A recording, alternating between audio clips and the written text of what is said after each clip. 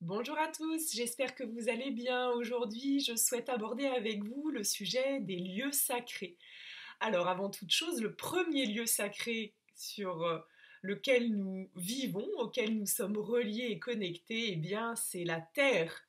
Nous avons ce lien si particulier avec elle, c'est notre mère. Certains disent d'elle, l'appellent Terre-Mère, Gaïa, Pachamama. De toute civilisation, de tout temps, le lien à la terre-mère, à la déesse-mère a été honoré par des rituels, par des célébrations, par des reliances. Et aujourd'hui, même si parfois nous avons l'impression que notre société en est déconnectée, en est coupée, elle nous nourrit, elle nous porte, elle nous soutient. Et c'est notre premier lieu sacré euh, auquel nous pouvons nous connecter, nous pouvons nous relier. Elle a sa circulation énergétique, un maillage autour d'elle, à l'intérieur d'elle, par couches, hein, qui sont les trames, qui sont les grilles, qui sont les réseaux énergétiques. Et les lieux sacrés tout autour de la Terre, eh bien, sont, euh, je dirais, à des points spécifiques, à des points énergétiques, vortex énergétiques ou chakras énergétiques très puissants, suivant ces lignes, suivant ces méridiens. Et ils sont reliés, ils sont connectés entre eux. D'ailleurs, c'est lors de magnifiques portails que nous connaissons tous, hein, tout au long de l'année, des solstices et des équinoxes, que ces lieux se reçoivent, les codes solaires reçoivent des fréquences et à travers les lieux, ces lieux font euh, office d'antenne de réception et de diffusion. Et par cette trame, par ces grilles, par ces réseaux, nous avons un magnifique réseau énergétique comme notre réseau Internet qui diffuse autour de la Terre, dans la Terre et qui connecte les humains, mais le grand vivant, tous les habitants de la Terre, visibles et invisibles, aux énergies bénéfiques et essentielles. Ainsi aussi, les réseaux telluriques, les réseaux de la Terre, communiquent par ces lieux sacrés. Ils émergent et ils se diffusent telle une trame également de réseaux. Alors les réseaux telluriques, nous en connaissons en géobiologie un certain nombre, et puis actuellement, eh bien, la Terre révèle de nouveaux réseaux, puisqu'elle s'expanse, donc elle monte en vibration, hein, et je dis s'expanse plutôt que ascensionne, parce que dans le côté ascension, il y a comme s'il y a une élévation. Alors en même temps, ça fait les deux, hein, ça joue sur les deux plans. C'est l'expansion, eh bien, on est plutôt dans cette augmentation de dimension, cette expansion inter ou multidimensionnelle, et puis cette élévation parce que ça va de pair. En même temps que je m'expanse, j'augmente et j'élève ma conscience, et j'augmente et j'élève mes fréquences. Et bien c'est ce que la Terre actuellement fait et nous propose aussi de le mettre en œuvre, hein, tout à chacun, puisque nous nous syntonisons avec elle, nous sommes en symbiose, nous vivons en symbiose avec elle, mais avec aussi tout le vivant, et tout le monde se met au diapason, euh, que l'on en ait la conscience ou pas, avec plus ou moins d'intensité suivant les moments. Et du coup, eh bien, cette expansion permet en fait que la Terre prenne sa place dans le cosmos, dans notre système solaire. La Terre est attendue, c'est une sphère évolutionnaire et nous avons choisi que notre conscience emprunte un véhicule pour nous incarner sur Terre et faire l'expérience avec elle pour notre évolution. C'est-à-dire, c'est un choix de expérimenter la dualité justement pour arriver à unifier et à l'unité. C'est en faisant l'expérience des opposés que nous pouvons réunifier. Et l'humain vient en même titre que la terre-mère, eh bien, s'unifier, hein, euh, s'expanser dans sa conscience, se manifester en fait la lumière et rayonner la lumière qu'il émet. Et chaque humain est attendu, et je vais vous parler des lieux sacrés. Pourquoi? Parce qu'on entend souvent, ben oui, la Terre, elle a sa conscience propre, elle sait ce qu'elle a à faire. Oui, elle nous le montre, elle purifie, elle nettoie, voilà, elle a sa conscience parce que elle aussi, eh bien pour s'expanser, pour s'élever, elle doit se purifier de tout ce qui est obsolète. Donc passer par des phases de chaos, où la perception en tout cas que nous avons du chaos, parce que bien entendu pour elle c'est un allègement. Hein, c'est comme une montgolfière, hein, il faut délester pour pouvoir monter, pour pouvoir s'élever. C'est comme on me montre l'image d'une chape en fait qui vient comme rappuyer, vous savez, sur la terre, comme si elle essayait de monter, de s'élever, et hop, on s'écrase. Alors, chaque humain, dans sa conscience, participe, bien entendu, on peut aider, on peut accompagner, et nous sommes même invités à le faire pour nous.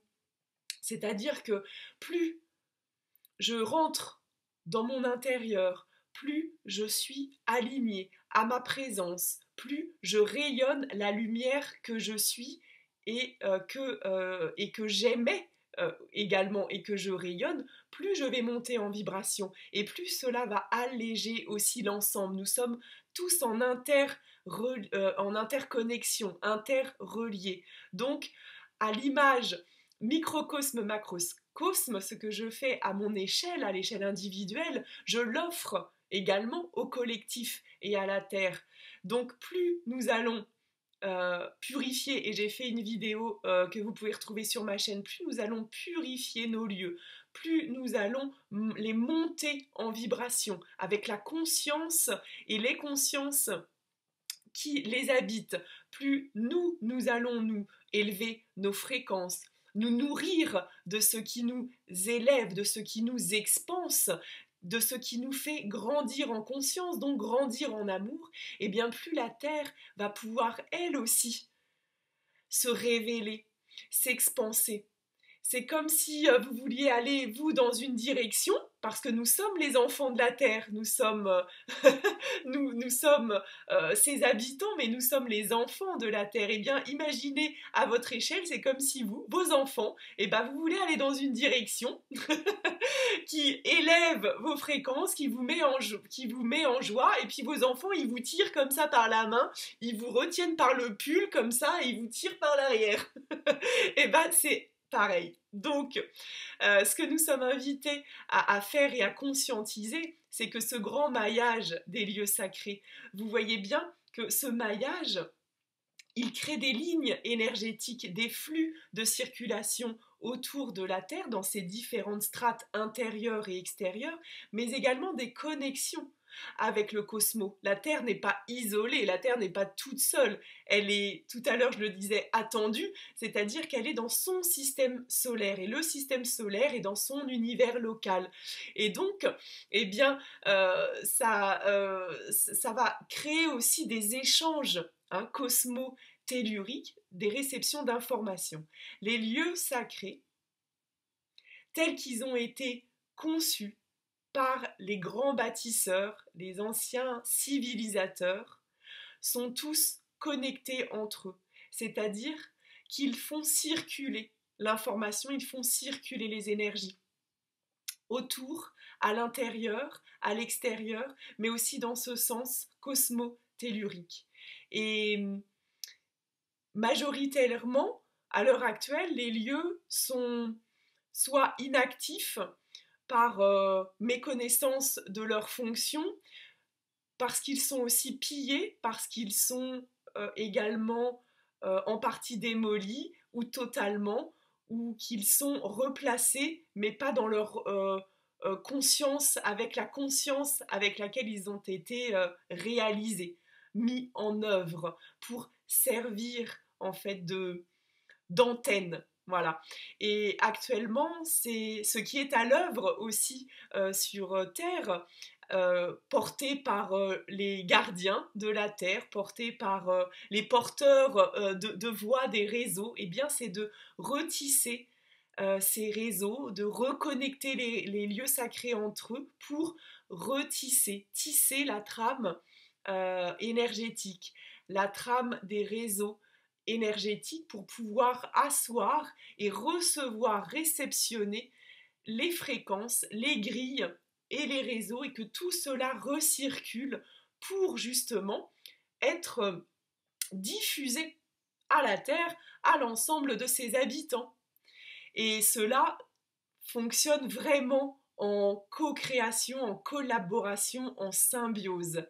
Alors, les lieux sacrés, eh bien, nous pouvons justement, l'humain a aussi cette mission, pas que, mais a aussi cette mission, si ça l'appelle, de se rendre sur les lieux et de pouvoir, eh bien, réactiver avec la conscience et les initiations qui peuvent être proposées pour justement tisser cette trame. Ainsi, les lieux sacrés, ils le sont encore aussi majoritairement pour les sites majeurs actifs. Et puis, il y a des sites aussi qui sont encore endormis, qui ne sont pas encore révélés au monde, ou en tout cas à la surface, puisqu'il y a des pyramides, et bon nombre de pyramides qui sont encore à découvrir. Mais pour tout ce que nous pouvons voir et connaître autour de nous, eh bien, ils sont en reliance avec les énergies du ciel et de la terre et du soleil, et ce n'est pas anodin. Euh, Lors de grands portails, eh bien, le soleil, l'énergie solaire, les codes aussi stellaires, toutes les fréquences, peu importe comment on les appelle, ne vous focusez pas là-dessus.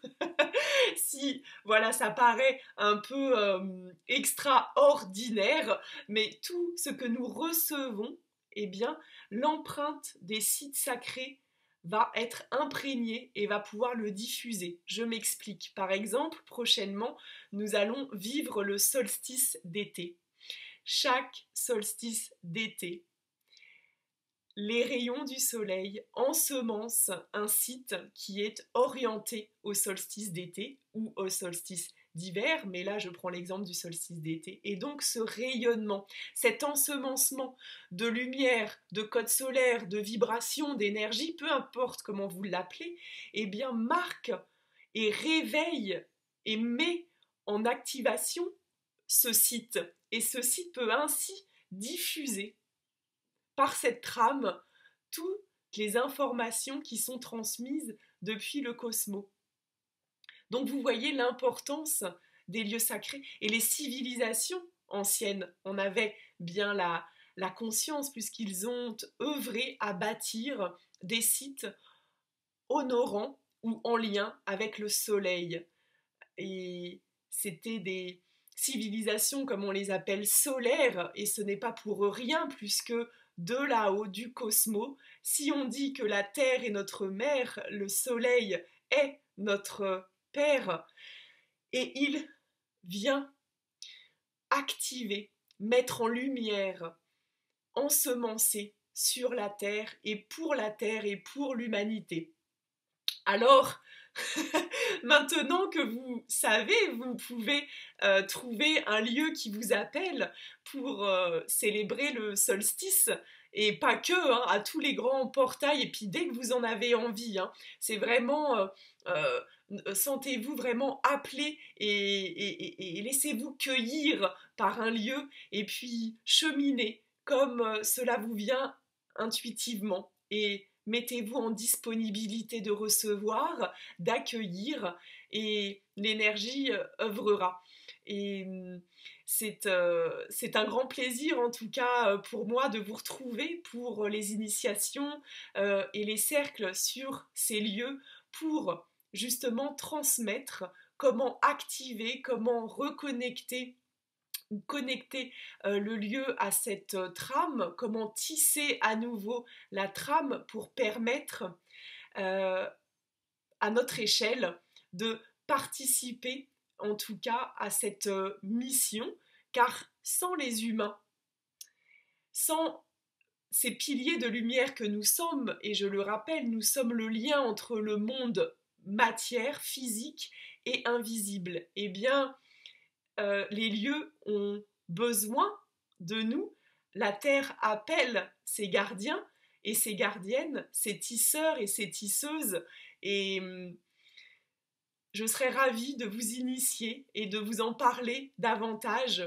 sur site et de transmettre que chacun peut être dans cette conscience-là, relié à ce grand réseau et bénéficier de ces énergies.